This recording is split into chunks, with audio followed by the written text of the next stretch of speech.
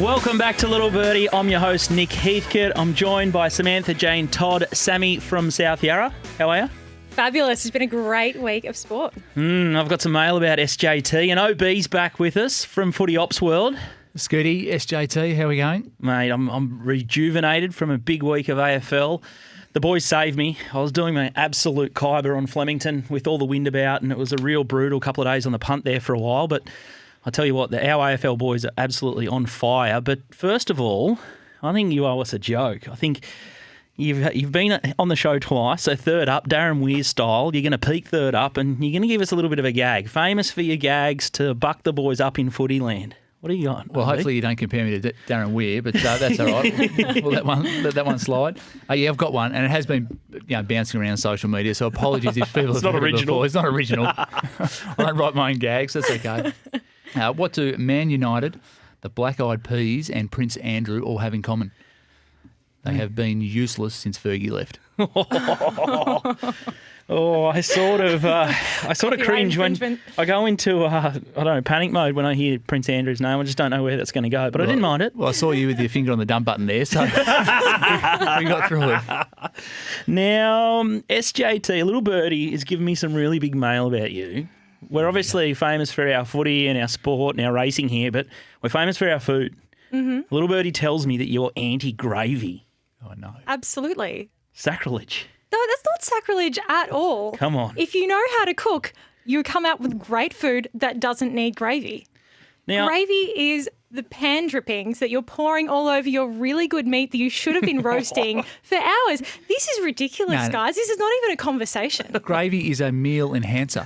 It is not a meal enhancer. If your meat is so bad that you have to mix flour and fat together to make it taste good, you've done something wrong, my friend. Okay, OB, just finish a couple of these sentences. Chicken, chips and... Gravy.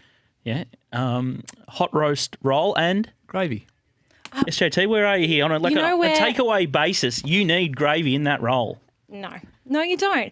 Okay, you know who does great rolls? Little Hanoi Hannah. Hanoi Hannah. Oh, and they do like this fabulous roast pork belly thing. They do a little bit of grilled pineapple in there and a sriracha mayo, which is just divine. Well, that's an Asian gravy. Yeah. No, it's not. It's a sauce. There's a difference. Gravy is fat from the pan mixed with flour. It's disgusting, and you don't need it if you know how to cook. I did a pork roast the other night. I glazed it with apricot and mustard glaze. The pork I did before that was with a citrus glaze, so like a marmalade glaze. That's what I was looking for. And a little birdie told me it needed gravy.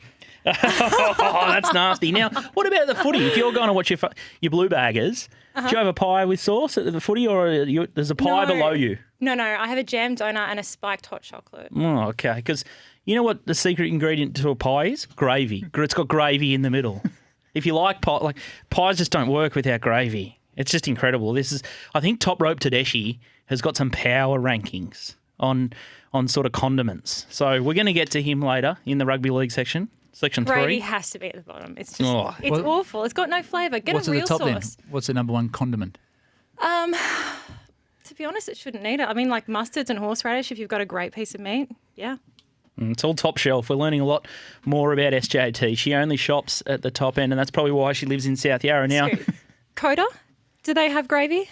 No. What about Santelmo? They do heaps of steak. Do they have gravy on their menu? No, they don't. They have pepper sauce, mushroom sauce at a pinch, and you're really being unorthodox doing that. I mean, this is just embarrassing. I think Little Birdie's for the common man, so we're going to have to...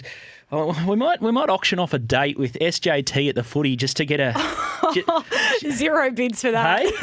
I think we need to get her back to the grassroots, the pie and sauce or the hot dog, the Bunnings hot dog, the Bunnings snag in bread, and just, bring her back a couple of rungs, because all this talk of Coda and the top end of town, she's a bit aloof. And do you have sauce on chips and on a sausage? Can't remember the last time I had chips and sauce. Now, let's straighten the wheels up again. AFL, the boys are on fire. They tipped Port, Brisbane and Saints all at pick-em odds. It was crazy. And then they've told everyone to steer clear of West Coast, and they sort of like the plus, the Collingwood. They've aced the finals week one. Can they keep doing it? It's amazing. It's uncanny. No, they've done very well. And I think they're, for the average punter like myself, just their formulas and their philosophy around punting and around finals markets was very spot on. So that's if you're listening out there, please take note. Yeah, and then the other thing, the state of the game had improved. Obviously, the week off, we've had all these fresh players, or the majority of players are there and ready to go. The state of the game is there's no chat on Twitter at the moment. Our favourite troll, Juppy, he got a bit defensive, but the state of the game looked amazing. All of a sudden, finals footy flicks on, and it was like they went into overdrive, all teams. That's right. And I think also that if you look throughout the year, it's been a condensed season, 4-day breaks, 5-day breaks, no real 6 or 7-day breaks. And now a lot of teams have had sort of 10 or 12-day breaks. It just showed with the football they played. It was fast, it was furious, it was active. The skills were up, the intensity was up. And that's what people want when you come into finals football. Collingwood West Coast match of the year for me. Yeah, it was fantastic. It was exciting, wasn't it? I thought the umpires early on were trying to keep West Coast in the game, but it was chaos for that last sort of 5 or 10 minutes. And I think the team that deserved to win won the game, and that was Collingwood. Absolutely. And I think also with the umpiring, I think early on in the game they try and control it, set the tone, and then as the game progresses, they sort of let the game flow a lot more. And that's what you see in the last quarter. It was, also in the St Kilda Western Bulldogs game, the umpires, there were a couple of free kicks that were there. They paid those, but then in the end they just let the game flow, and the correct outcomes came to the fore. I thought the one good takeaway for me was Thursday, Friday, Saturday finals. I love that format for week one of finals, especially off that week break, because you're sort of starved of it. But then to have Thursday, Friday, and Saturday, maybe because it was all the games were just so entertaining, but I just really love the structure. So I'd hate for them to go back to just Friday, Saturday, Sunday, because I love the Sunday off as well from the big day of racing and just a little bit of a break at the end to, I guess reclaim some family time. Yeah, that's right. And I think Thursday night football is going to stay. Rates really well. I think Foxtel, really, love it. Channel 7 like it as well, but it rates really well, Thursday night football. And I think that my favourite personally was the Saturday afternoon twilight. It just gave you something to look forward to. Football started a little bit earlier, and you had the races going as well into the football, into the Saturday night footy. It was a really good weekend. What a perfect day in ISO. That's all we've got down here in Melbourne. And the Rabbits, they were on fire. Sammy's Rabbits and the NRL. The Storm, Top Rope Storm, and the Panthers. Well, there's just some amazing NRL as well. So Top Rope will talk to us all about that. The Big Sam Burgess scandal. Has it overshadowed the finals in NRL? It was all over the papers. And to read the detail in the Australian, I don't know if you picked up the paper, but the scandal that's going on at South Sydney, it just seems like every time South Sydney are in the finals, bang, week one of the finals, there's like a scandal pop up, and it's like there's, the press are out to discredit them. What do you reckon? Yeah, look, the timing was a little bit odd. A lot of people have said it might have been the Roosters, putting something out to try and take the bunnies off their game. But I actually think, especially in Victoria, reading it in the Australian, it sort of enhanced the game from my point of view. So okay, they love scandal. They love scandal. They love controversy. For once, it's not the AFL, so it's good. And it's only going to help the game. I don't think it doesn't paint Sam in a great light, and South Sydney is sort of under the microscope a little bit from all reports. It happened a while ago, but even so, it doesn't look good. And Sam obviously stepped away this week, and just sort of iced the thumbs, and he'll go again this week. I've never read a sort of a warts and all story that just sort of laid it all bare, and I was actually sickened just to read, how graphic it was, and it's uncomfortable, isn't it? Oh yeah, it was. Detail. That's a big crisis, and that's something that Peter V'landys has got to sink his teeth in, because if it's a deeper problem in NRL, that's big problems. There's some massive issues that they need to address now. Do you think it will be? Do you think he'll let it? Do you think if he is investigating it, do you think he'll let it go until after the grand final, or will something come out sooner? I think if you look at the way that they handle racing, I think the issue will be parked, and they'll probably deal with it in the off season somewhere. But it's definitely stuff that needs to be dealt with, and it's just an absolute bushfire in my opinion. I don't know. Maybe NRL's got a big opportunity here to clean their act up for once and for all, and just become a more professional outfit. And I guess it's another badge for PVL to wear on his chest. Now, talking about racing. There's no racing on today's show, so we're going to launch a new show called Bet Doctor tomorrow. SJT, you're going to be hosting with Dan Kelly, the punter's punter. Can't wait. It's going to be wall-to-wall racing, so we're going to talk all the biggest races Australia-wide. DK will have his usual curveballs, little hot go out at Mortlake or Matoa or Warwick Nabil and places that you never heard about. But then we've got experts all around Australia that are going to cover all the big group racing. So at Bet Dr. TV on Twitter, or subscribe to our YouTube channel, Little Birdie Podcast, to find us. You don't want to miss it. No, you don't. But if we're betting on racing and doing the form, puntingform.com.au is the database that I use. It didn't help me last Saturday with the wind around. It'd be great to break that down though with all the sectionals and the data that they supply, and you can sort of look at what you've done and rehash for next week. That's the beauty of puntingform.com.au is all the information's there. It gets as minute as you want to get. So if you want to become a sophisticated punter, it is absolutely your first step to getting there. We're going to take a break and we're going to get the firing, well, just the ferocious Dawson's Creek and Camden to talk AFL. We're off for a break. How good is the Dawson's Creek theme song? And that means it's time to chat to Dowso. Welcome back to the show, Dowso. Hey guys, how are we all? Fantastic, mate. When our pockets are full, you saved an absolute car crash for me. I was chopping up Flemington and just doing all these bad things on the GGs, but luckily I followed your set and it saved me. My account still got bullets. Oh, good. Glad to hear. Now, first things first, let's get out of the way. Can you do the stinger, OB? Bad beats! Talk bad beats, Dow. So I've got 100. What are the best ones for this week? Well, guys, the way that the carry-on has gone on, it must be the West Coast Eagle head-to-head betters, because all I've heard is against all odds, one of the greatest wins in finals history. No one gave them a chance. People, please, come on. They were 2-goal favourites and they got beat. It happens every week. Move on. Bad beat indeed. No bad beat for the West Coast. That's not a bad beat. But Jared Traynor, he was all over Mugger 2 and Hungry Heart, and that broke hearts over the weekend and definitely broke the heart of Jared because he was in for 10K collect. Hot shame. And one of my colleagues, actually, old Greggles, who's a great Carlton man, was got done over on an 8 and 11 leg respectively when Jaden Stevenson missed the goal. Our GWS insider, the obnoxious one, he got done over by Braden Maynard again. Maynard actually ticked over to 15 disposals late in the last quarter on the AFL website, but the champion data nerds got to work and they realised that one of those wasn't an actual disposal. Oh, no. His number went back down to 14 on the AFL website with 3.5 minutes to go, and he wasn't able to get it back. So that's a bad beat for old mate. But I think the worst one for the weekend from a footy point of view was the half-time head-to-head betters on the Cats. And not just the genuine halftime betters, but the nuff punters who missed out on the points bet wrought by backing both teams. The Cats go up with 40 seconds to go. Port get it away from the centre. Longish kick into the forward line. Ebert has fallen over about 2 seconds before the ball even gets there. Somehow still marks it on the ground. Goes back, last play of the quarter, slots it from 40, and the Port Adelaide team go up at halftime to break the hearts of the Cats betters. So I think that was the worst one for the weekend from a footy perspective. There is just so many ways to get absolutely rissoled on the punt. Now, Dow, so which game you want to review first? Review, if we can just quickly talk about West Coast, the Pies. I thought that was interesting. They didn't exactly take my Rick Barry advice, but they didn't really have to because they actually did something different that they haven't done all year. So I was pleased to see they had the courage to do something different, and that was to go with absolute breakneck speed. And I don't think the Eagles were able to match it with them from a fitness point of view.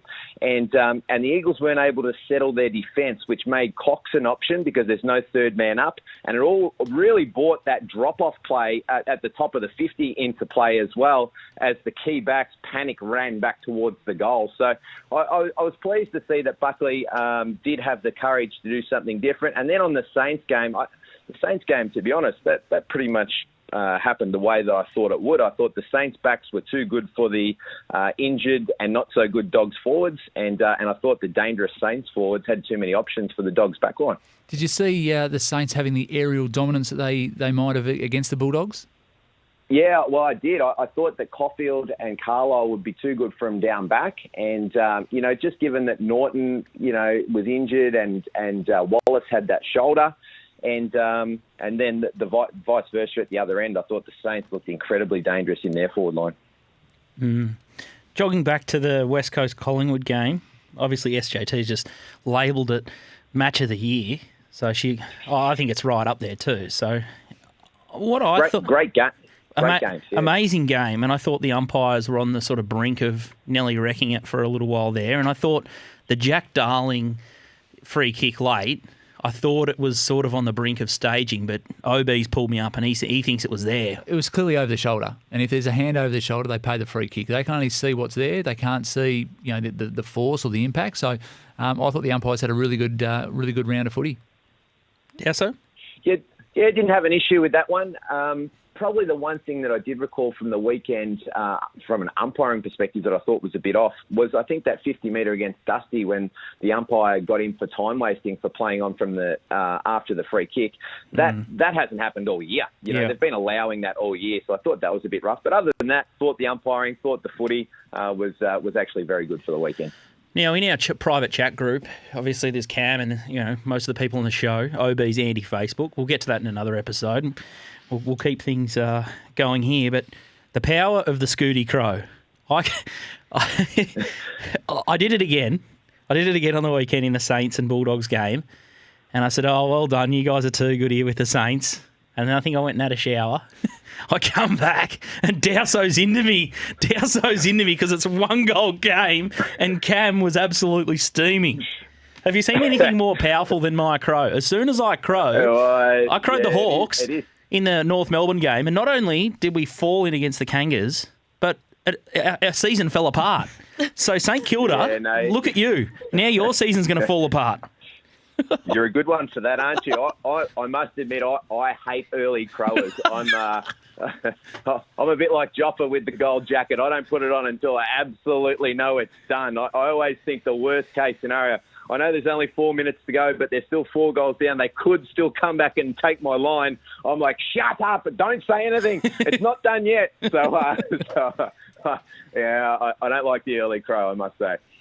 Now, I think forwards we're starting to see how much impact good forwards or tall forwards can have in the finals. Mason Cox all of a sudden bobs up, kicks his standard finals, pest goals. Final specialist. And then you've got Collingwood's, we spoke about a little bit last week. Collingwood's list is a little bit different now. They're back to sort of full strength. Degoe's in there. And similar to, and I spoke to OB off air about this, when Lynch plays for Richmond and then Degoe for Collingwood, they just become different teams. It changes the whole dimensions and structure. So then all of a sudden Mason Cox comes into the game and all of a sudden Collingwood's improved.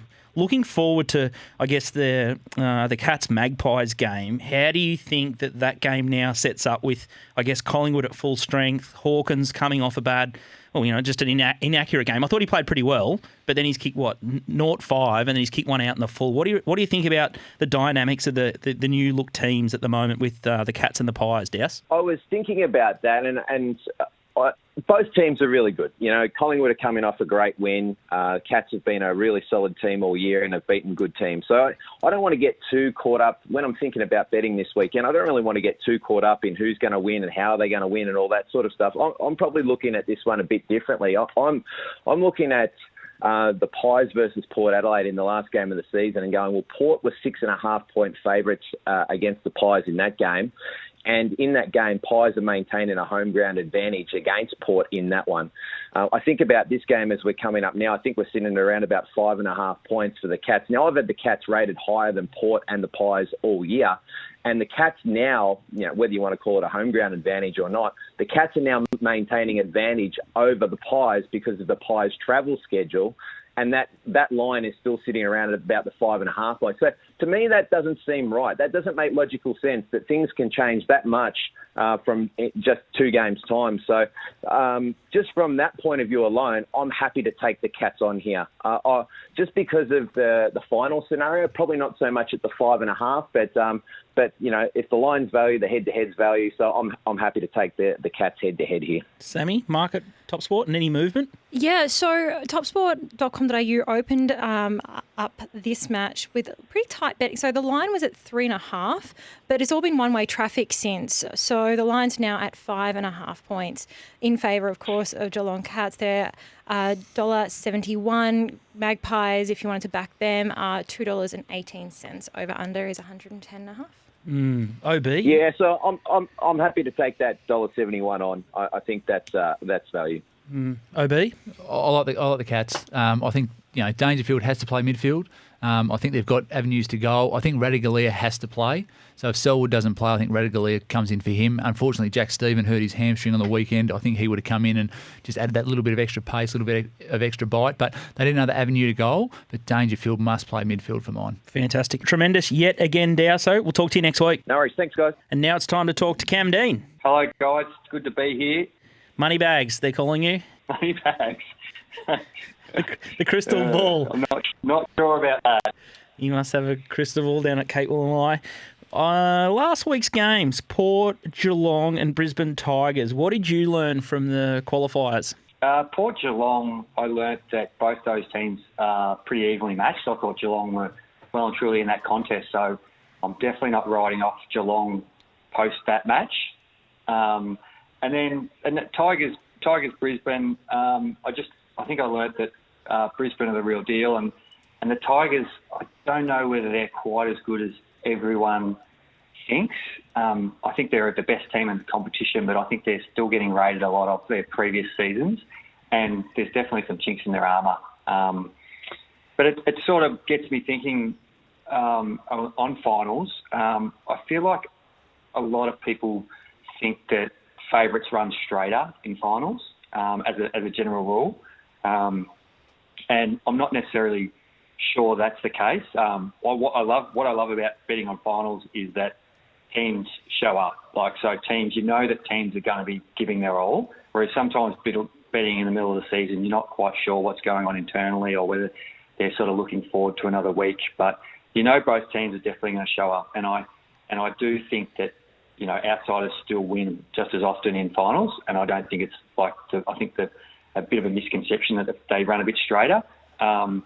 And I suppose that leads me to this Richmond-St Kilda game this weekend. I think the Tigers are probably a little bit too short there myself. I think they're a good side, but seeing them at 19, 20 points better than St Kilda, when St Kilda beat them earlier on the year and played well last week, they've lost a few soldiers this weekend with Ryder, but the one thing is Ryder didn't actually play back in round 3 when they did beat the Tigers, so they can do it without Ryder, and I think they have good soldiers to come in and replace Carlisle, especially Robertson can replace Carlisle quite well, and Long, I think they do have.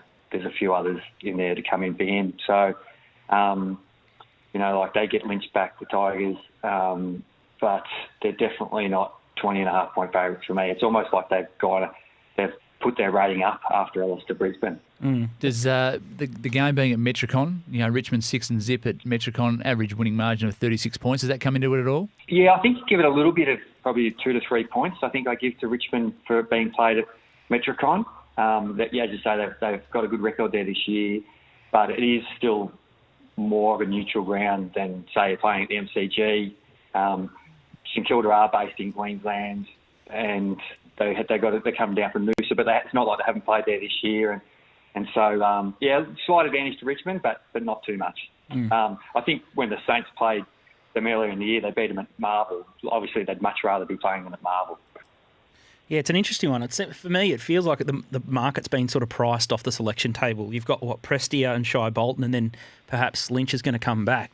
Do you think the Tigers will play Lynch, or they roll the dice without him? Because, Cam, how do you value a player like Tom Lynch? I think Tom Lynch is worth more because structurally the Tigers play a lot differently, and I think the same about someone like Jordan Ngoe, for example. I think the presence of those players a lot more than just a usual forward sort of in or out, because I think Rewalt and the whole game changes complexion when you've got Tom Lynch in up front for Richmond. What do you think? Yeah, like you mentioned Jordan Ngoe. I think Jordan Ngoe is more important for Collingwood than Lynch is for Richmond, because I think the Tigers have shown they can play without Lynch. Like Rewalt has stepped up, and they play with so many good small forwards with that style where they just tap the ball on and keep the ball moving, and they're quite dangerous. But I still think he's important, and I think he's worth about, similar to the home ground advantage, about 2 or 3 points to the Tigers in or out of the side. I think he's a huge in. I just think that if Howard will go to Lynch, I'm really worried for the Saints' point of view for Rewalt. I don't think Robertson can play on Rewalt. Battle maybe, because then Wilkie obviously goes to Dustin Martin when he's forward. Rewalt's a real worry for mine because Lynch will take Howard and really straighten them up, and Rewalt could get off the chain here. Sammy, what's the market doing? Well, Richmond's been backed in here from 15.5 points to 19.5. They're $1.31 in the win. Saints $3.60.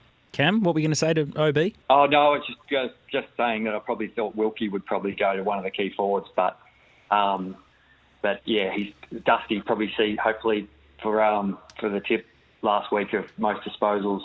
Hopefully plays more midfield this week with the return of Lynch as well. Mm. Now, the Twitter... Oh, you go, Sammy. I just had a question about your Port Adelaide Geelong review. You said Port and Geelong seem to be quite in it, and they're not a big separation between the two teams, but Port Adelaide has firmed in the betting to take out the premiership to $3.60, whereas Geelong Cats are $8. If they're so closely matched, do you think $8 is overs?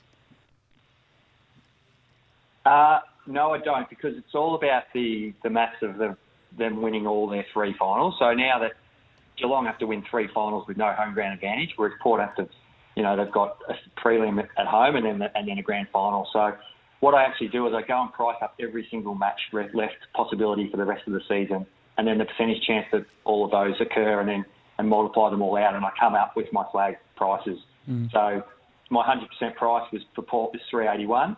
So if anything, I'm sort of probably thinking Port's more of a bet than anyone, and my 100% price for Geelong from here on is $9.76. Last question before you go. I was staggered, but not really surprised at the same time. The Trolls came out for Chris Scott and Geelong. I thought that Tom Hawkins kicked straighter, they win the game nearly. I just don't understand what people expect him to do. Like, he can't go out there and play for them. But one criticism I might have, and you guys might have touched on this before, do they play aggressive enough footy and do they attack enough? Are they too conservative, Geelong? I think they have been for a big part of this season, and so have Collingwood. And you saw that on the weekend when Collingwood finally were aggressive against West Coast. They moved the ball, they opened them up, and they scored more freely. So, yeah, I don't think they have been aggressive enough, and I think these sides need to be more aggressive. In a word, we heard Dowson all over the Cats minus and head-to-head. For me, I'd be on the St Kilda plus and hold your breath. St Kilda plus and then the Cats Magpies game? Slight lean to the Cats, but it's already moved a little bit of a way, so I'd probably be staying out now at the sort of 6.5 that it's going to get to. Too good. Cam already on at the 3.5. Thanks, Cam. We'll catch you next week. All right. Thanks, guys. Sammy, if you're betting the lines this week, topsport.com.au, what have they got? They've got even money lines. That is 0% for the bookies, my friends. So make sure that you get on with them, that you can get on to win up to $200. Head to topsport.com.au to take advantage of this offer. But if you're worried about yourself or a loved one, make sure you call Gamblers Helpline on 1-800-858-858. Up next, we're going to talk Hall of Fame and Rugby League with Top Rope Tedeschi. Yes, the Hall of Fame. We love it. We love Top Rope and we love little Birdie. Welcome back to the show, everyone. Time to welcome Top Rope. What a time to be alive, hey? It's October. There's not much better going on, is there? There's footy, spring racing. How good is life right now? It's fantastic. The last couple of weeks of Hall of Fame, we've had Benny Arn, Joe Moreira, Alex Johnson, the try-scoring prodigy. Who we got this week, Top Rope? We are going back to the rugby league this week, and there were some very, very close calls last weekend for line punters. First three games ended up within half a point of the closing line. I happen to be on the wrong side of most of them, but one that did get lucky, and this got to do reward for his complete idiocy. Brent Naden, Penrith centre. Just to give a bit of context, the Roosters are 1.5 point outsiders. They are kicking off after a field goal to Penrith that put Penrith up by 7. There's less than a minute on the clock. There is very little chance that the Roosters are going to win. The kick does not travel the required 10 metres. This is going to be a penalty. The win probability of a Roosters cover there is about 0% and no higher. Naden, for some reason, comes charging off, picks the ball up. The penalty's reversed, goes to the Roosters. They go and score a try under the post. Those on the +1.5. Pull off one of the unlikeliest of victories. And what a wonderful start to the weekend it was. Ching, ching, ching. Brent Naden, thank you very much. Brent Naden straight into the Hall of Fame. Now, it's been a controversial week in NRL. Surprise, surprise, shocked me. There's the Sam Burgess story, and he's probably gone straight past Seabold, like he's been nailed to the fence as 2020 Goose of the Year somehow. But something that caught my eye in your little weekly column, Top Rope, Trent Barrett. He hasn't even got to Canterbury yet, and he's already under pressure with a faction at the club trying to get rid of him. Are you serious, Top Rope? You're now calling for a coach's head, and he hasn't even started. This is a new low for you, or a new high. I know, friend of the show, Anthony Jupp, will be most appreciative of the levels we've gone to here. He loves some sacking chat, and yeah, this is getting real high level. Look, the guy had an absolutely muppet career at Manly. Should never have been hired in the first place. I'm well behind the faction trying to get rid of him. And there's even a bit of chat that he might want to walk away. Well, there's the door chair on your way. Zero interest in having him there. It's going to end badly in 3 years, so we may as well just get to it now. So, the club is in all sorts at the moment, and I will happily eat my words if I'm wrong on Trent Barrett, but I'm not. Who would you prefer, Kevin Walters or Trent Barrett? Who would you rather? Oh, you know what? Kevin Walters is a good bloke. I've got Kev. Oh, it's the only way edges him now. Talking serious, let's review last week. Panthers, Roosters. Who's the team to follow? The Roosters got to a good start and probably mitigated some of that kind of angst from their 60-point loss. They still conceded 29 points, so I'm not rushing into to them. Penrith, I thought, looked very, very sharp after the first 20 or so minutes. So, and Penrith have lobbed on the easy side of the draw, so they'll get either South or Parramatta, which is unquestionably the easiest side of the draw. So you have to say Penrith in that one. And then in the Storm and Eels match? Storm were great.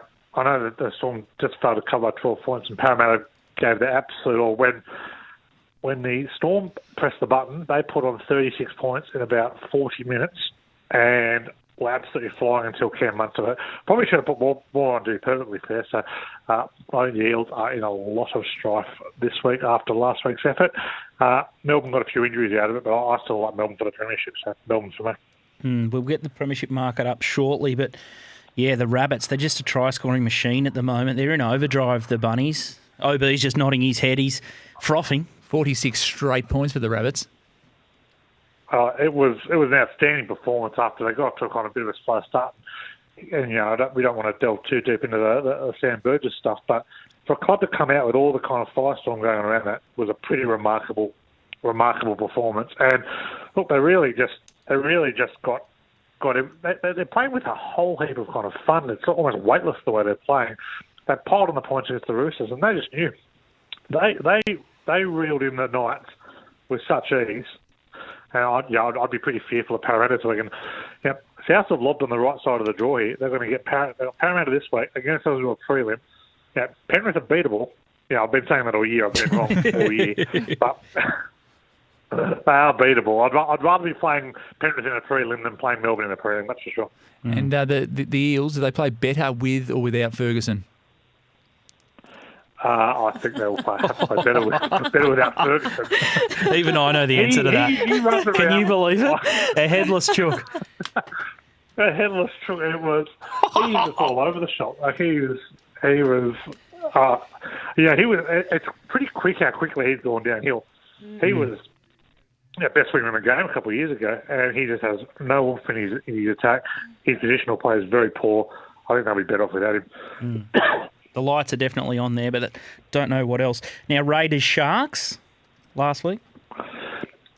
Raiders were very slow out of the blocks, which is pretty concerning, but they're another team that just can pile on the points pretty quickly. It was pretty astonishing last week. The outsider jumped to a 10, just called it was first to 10 points and led by 10 at some stage during the game in all games and all got run down. So pretty interesting. But I think the Raiders, there's just an air of confidence about them. I think the Roosters might be in a little bit of strife this week against the Raiders, who will be well and truly up for this, getting hot at the right time of year.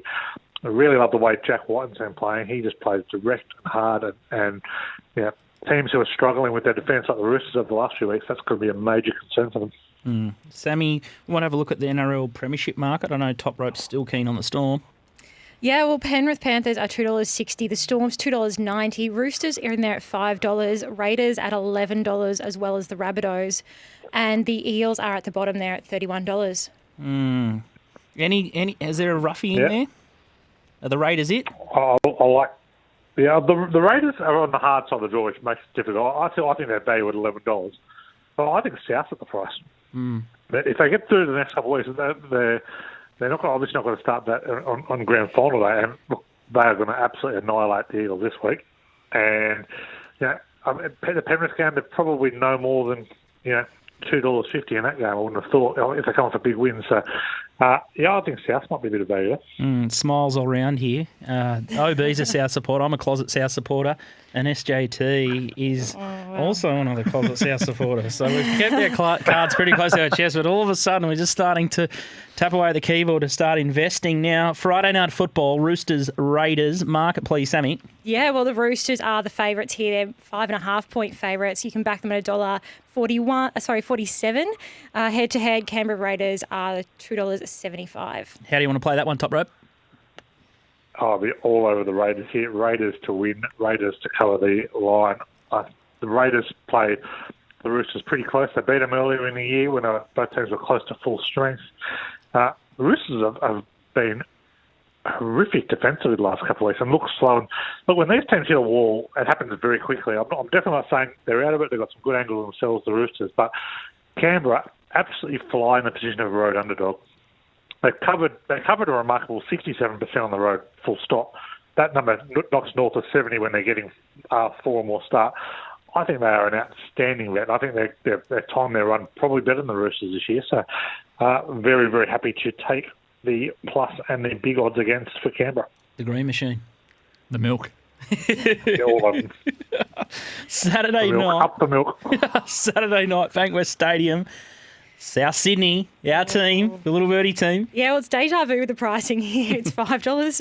Sorry, it's 5.5-point favourites go the way of the Rabbitohs. They're $1.47. Parramatta Eels, $2.72. And hey, someone's had 10,000 on the favourites on both of these teams, so they're backing against you here. Maybe the scraper's not working. Bit of cut and paste job at Merlehan's at top. So I wouldn't think they'd put the automated robot on, wouldn't you reckon, Top Rope? Maybe some other guys are scraping their prices. Surely not. Wow, you know what? They're certainly trying to lay the favourites. I will say that there's plenty of 6 points out there as well. So for those who would be inclined, I don't know why you would want to bet anywhere other than top sport, but those inclined, I think South absolutely good things this week. I think the Eels lost both their wingers. They get a lot of their early run on from their wingers. Their edge defence is absolutely horrific. And Alex Johnston has scored 21 tries in 15 starts on the wing this year.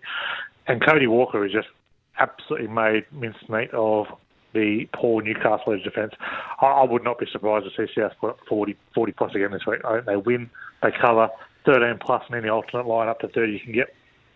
South Sydney till I die. Now, Top Rope, I'm going to take a little serious twist here.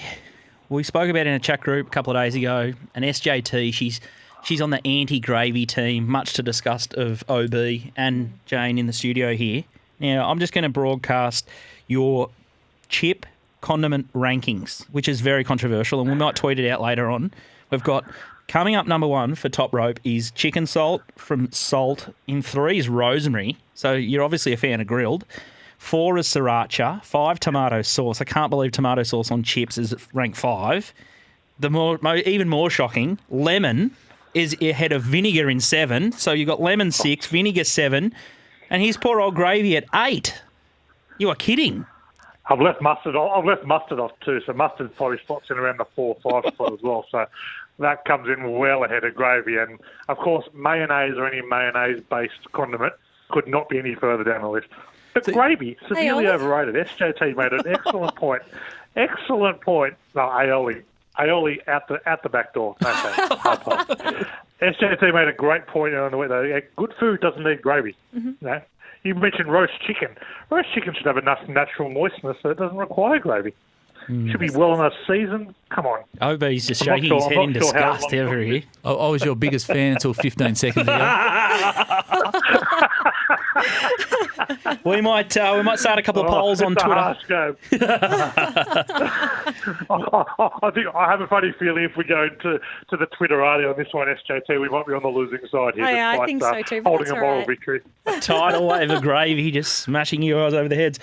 Fantastic yet again, Top Rope. I'm getting the wind up. Good luck, team, and everyone have a winner this weekend. Thanks, mate. Up next, we're going to talk French Open tennis with Ace Previews, Steve Quick. And don't forget, we're betting $2 lines at topsport.com.au. Make sure you get your hands on these. No margin in it for the bookies. It all goes in your pocket. Make sure you're staking responsibly.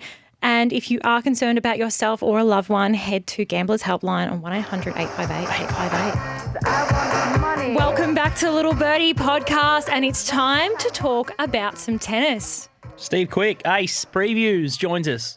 G'day, team. How are we all going? Fantastic. We're solving all the big questions today. Chips and gravy, gravy, no gravy. Do you like gravy? Do you like lemon on chips? Do you like vinegar on chips? We'll get into the serious action because there's... Bare knuckle fighting in here. Don't be nice about it. Don't shoot. Welcome to the cage. It's Sammy Gate.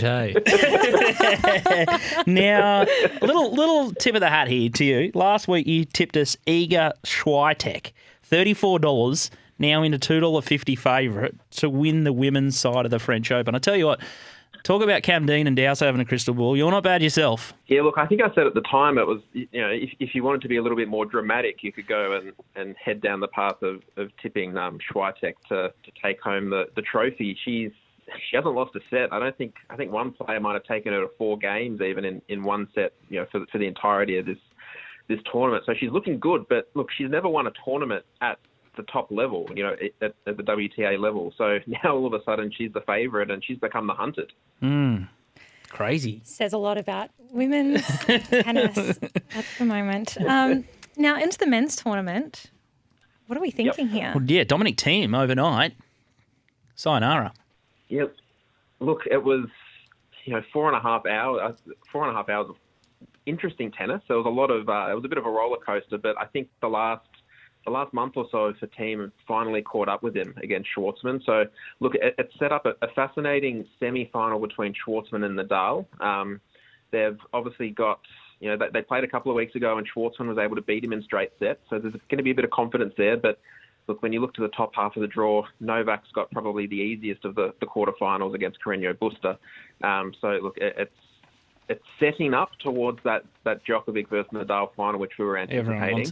But look, if Schwartzman can start well against Nadal, I'd love to see him put a little bit of pressure on the Spaniard. So if people have been asleep at the wheel or didn't take your Iga Swiatek tip seriously, what's a bet that we can have now just to close out the rest of the tournament? What would you be doing now if you got $100 in your pocket? What would you do? I would be looking. I think I'd still be looking towards the men's, and I'd still be looking towards Novak. I think, look, regardless of who he faces, you look at, and I think at the moment in the outright market, it's pretty close to pick him between himself and Nadal, and then it's daylight to the rest. Novak, in my opinion, from what I've seen over the tournament, should start favourite against whoever he faces in the final. And look, he's going to be very tough to beat, and it looks like he's certainly turned this into a bit of a revenge tour after what took place in New York. So I'd be going there. It's a little bit tricky with the women's because there's so many players in unfamiliar territory. You're looking at the first semi-final between Swiatek, who hasn't been anywhere near this far into the tournament, and Podoroska, who is a qualifier who has made her way through. It's just hard to know how these players are going to handle the occasion. Add in the fact that there's no crowds there as well, or very limited crowds. So, look, if you're wanting a little bit of a safer option, I'd be looking at the price on Novak at the moment.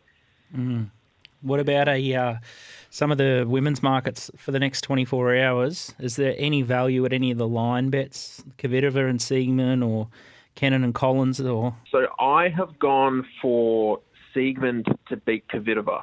So that's obviously a little bit. Again, we're going down the dramatic path, but it's been a fortnight of upsets. I've been interested in Kvitova in the outright market across the whole tournament, but I haven't been able to jump in because I've been looking at this particular matchup as a bit of a worry for her. Siegmund's got a little bit more variety. She can use drop shot, lob, absorb pace quite well. Kvitova plays really well against players that just allow her to find rhythm, and she's not going to find that against Siegmund. So look, if Siegmund were to lose and Kvitova were to advance, I would be having Kvitova probably as the tournament favourite from there. Odds-wise, it looks like Swiatek is probably going to keep that, and I'm wondering, looking at a lot of the markets, whether a lot of people have taken some big prices on Swiatek and are looking now to figure out what's going on, and a couple of bookies look to be keeping Swiatek a little bit short, I think, in the current outright markets. Head-to-head, Kvitova Siegmund, Sammy? Well, Kvitova is a favourite here. She's $1.27. The line's -5 at $1.96. So there's been a little bit of money for Siegmund at the +5 at $1.87. Interesting. Thanks, Ace. If anyone wants to follow your action, it's at Ace Previews and slide into his DMs. He's always up for a chat. Sounds good. Thanks very much for having me, guys. Big show.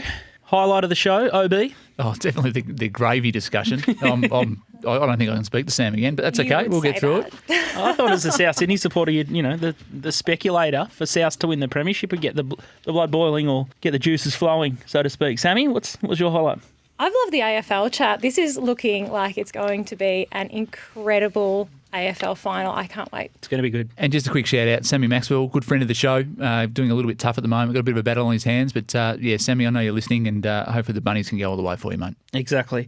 Now, racing. No racing today, but we're launching Bet Doctor tomorrow. We'll be in the studio tomorrow. The final field's coming out today. It's going to be wall-to-wall racing. We'll cover the 1,000 Guineas, the Caulfield Guineas, the Spring Champion, and we'll have a host of talent on the show to run us through the cards there. So at Bet Doctor TV on Twitter, or subscribe to our YouTube channel, Little Birdie Podcast, to find us. That's a wrap.